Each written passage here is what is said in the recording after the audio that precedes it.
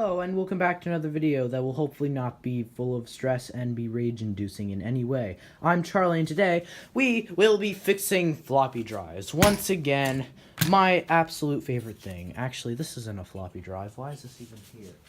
I believed I had 3 of these. I've seen them misplaced the third one or something. I have no idea, but I definitely had 3. I don't know what happened to the other one, but who knows. Anyway, so what we're going to be doing today is we're going to be fixing these 2 floppy drives.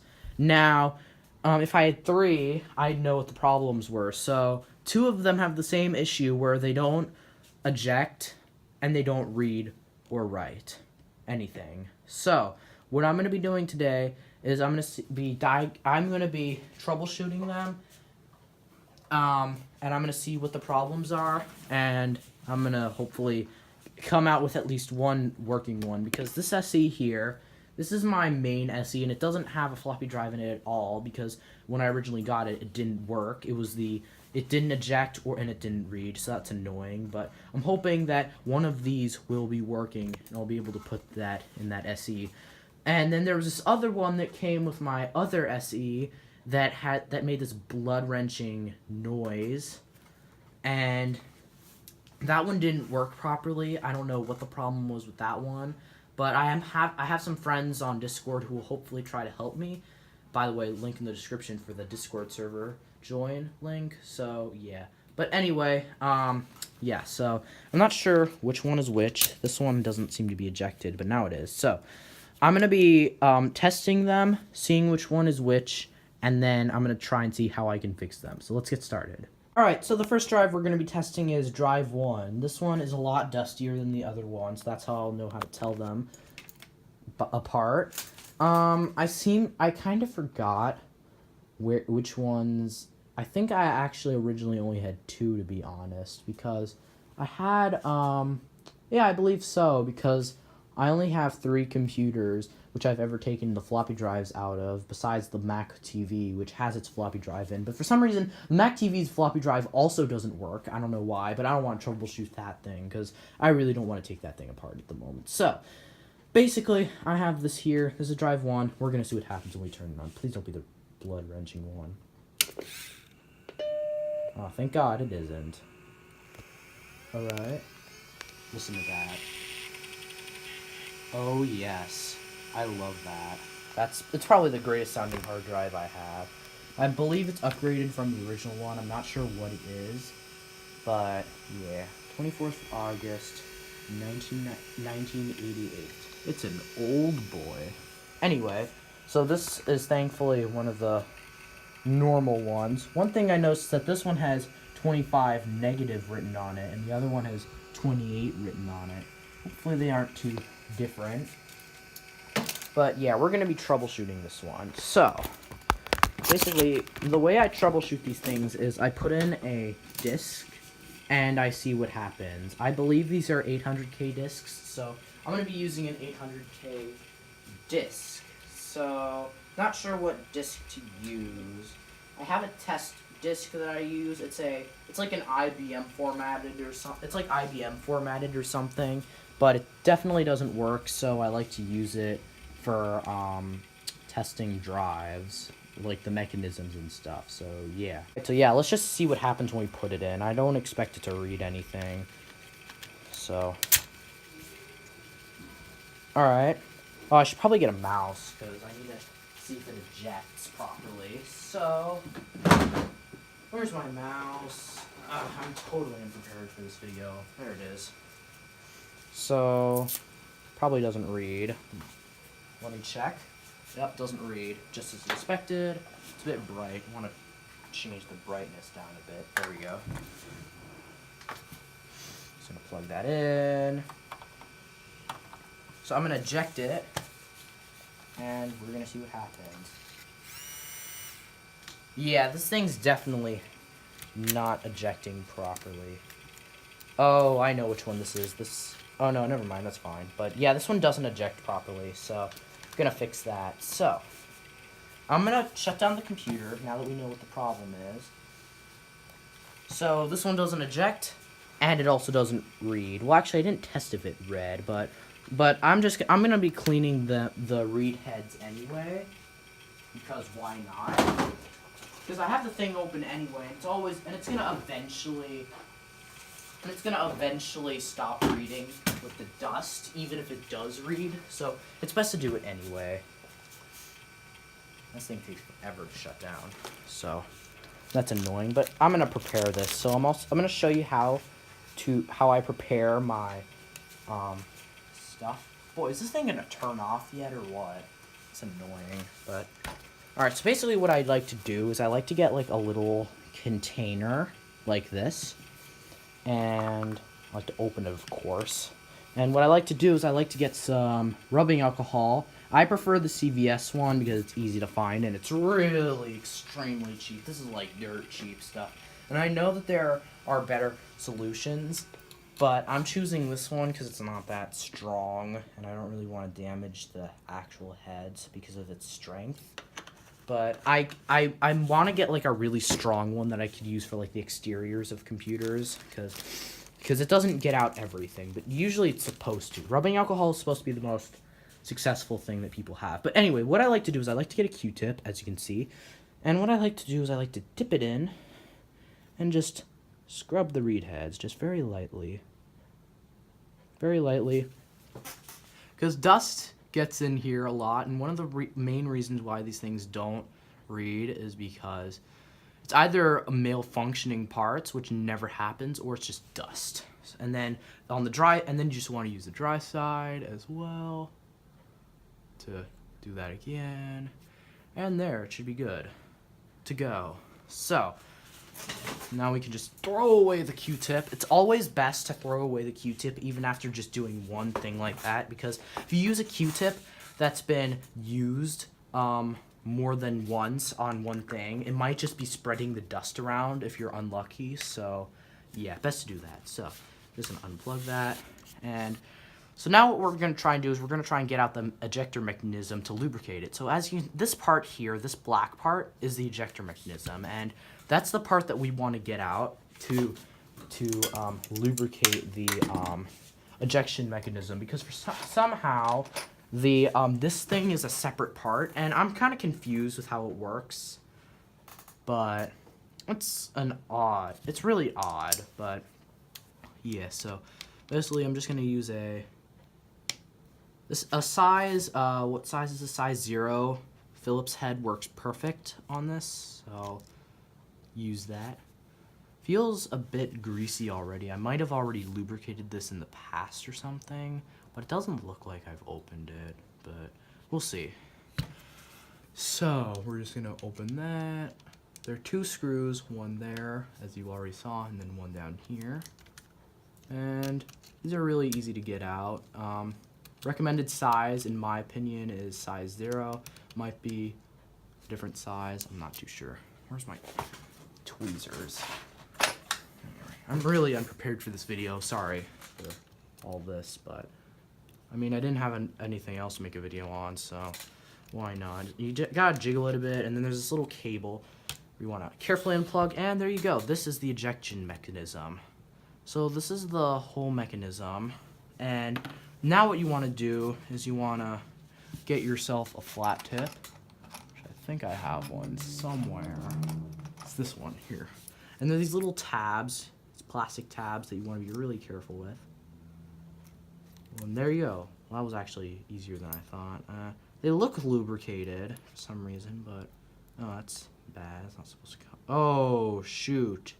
This gear's broken. That's bad. Uh-oh. That is not good. I guess that's why it doesn't work then. Okay. I know there's someone on eBay who sells replacement gears, but I'm surprised they're so precise. But I'm surprised. I'm gonna probably order a part for that, but for now, I'm gonna call this unfixable. So that's unfortunate, because sometimes it's just the lubrication that's the problem, but this one I'm deeming unfixable, unfortunately. So yeah, I'm still gonna keep it just in case I can salvage it.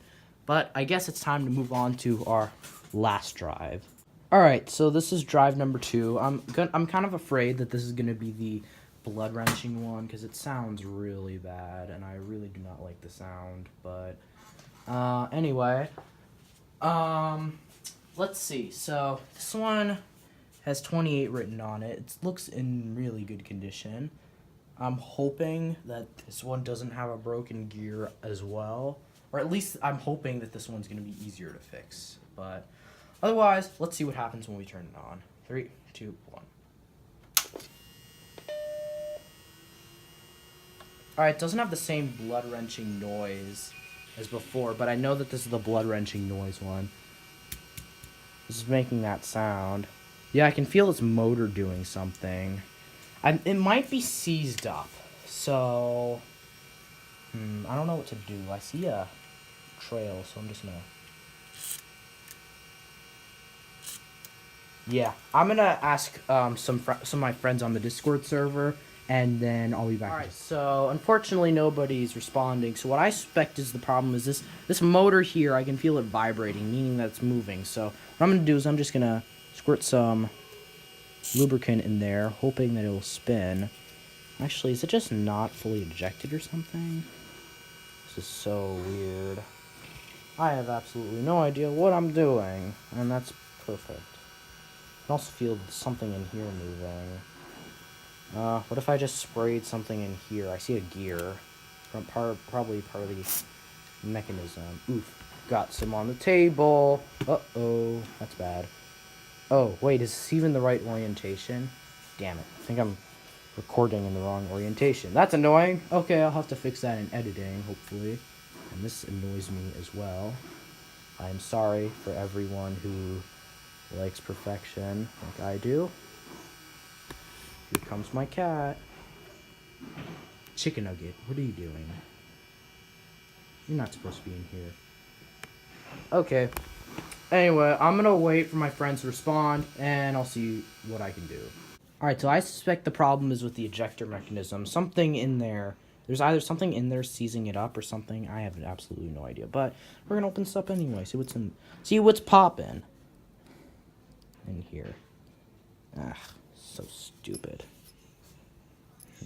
Oh, Chicken Nugget just sneezed. Cute. What do we have? We have this little tab. You see this tab here? This is what I'm supposed to take out. So, it's my fingernail. I hate doing this.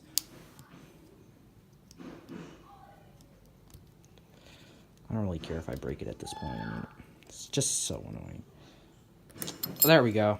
Got it. And this one's also broken. What fun. And you know what was clogging it up? Another piece of gear. That's stupid. And what's probably the most annoying part is that this is the same broken gear. So the biggest problem is that I can't even switch the gears. So that's annoying. Okay. So I guess I've pretty much deemed these two drives unfixable, which is really annoying. And that's annoying. So what I'm going to do now is I'm going to order parts. They're hopefully going to arrive. Hopefully that guy's still selling them on eBay at least. That's what I'm really hoping. And then we'll make part 2. So, I hope you guys all enjoyed this video. Thank you, Discord friends, for not exactly helping me, but I did eventually find it out myself. So I'm gonna be fixing them in the future. Well, actually, before we leave, why don't we just clean these reed heads up, because I know 100% that this thing does not read. Well, that is if it's gonna eject. Oh, there we go. Perfect. It ejects. All right, so I'm just gonna clean this up. So, oh yes, you've been waiting for this for 30 years. Now you finally got it, you idiot thing. And perfect. Got him. Okay. That'll do it for today's video. Thank you for making my hand all full of stuff. Thank you, little thing. Thank you, Chicken Nugget, for being a slight distraction. Chicken nugget, what are you doing? This video is just so stupid. I'm just doing a review on my cat for some reason. This whole repair video just turned into me just following my cat doing things. Now she's just behind these machines back here, so yeah. And I forgot to turn off the flash, so whatever. Alright, I guess that will end today's video on the floppy drive repair. So, in total, what I learned is that these things are both broken and they both have the same problem. The ejector mechanism gear, this yellow gear, is broken in both of these things. Here, let me quickly get the other one. As you can see, it's both the same gear, and apparently this is sort of a common problem. As you can see, this gear is just totally snapped in half. And the other one, just the top part is broken off. It doesn't seem like any other gears are broken, but it looks like they use a different type of plastic, so I'm just gonna put this gear back in quickly, so yeah. But yeah, I guess I'll do it. Thanks for watching, and this video's already been boring enough for most of you, so I'll see you in the next video. Alright, so in total, these were the two gears that were broken. So, surveying the damage, this gear here didn't have too much damage. Some of the teeth on the bottom broke, and then on the top, the whole thing. Because what the gear's supposed to look like, it's supposed to have like a little thing on the top, and the gear and the teeth on the side are supposed to be intact, but that one is not intact. On the other hand, we have this gear, which looks like completely broke in half. And one of the problems with this was that, allow me to demonstrate. So basically what happened was this piece of gear just like got wedged up in here, stopping the thing from moving. So now that I know that it isn't like a real bad problem, that's good, because these are actually pretty easy to replace, because there's a guy on eBay who's selling these at like $17 for 2 of them, which is pretty overpriced, but at least I'm gonna have a working floppy drive in my SE finally, so that's nice. Probably gonna make a part 2. Look forward to that. Thanks for watching, and goodbye.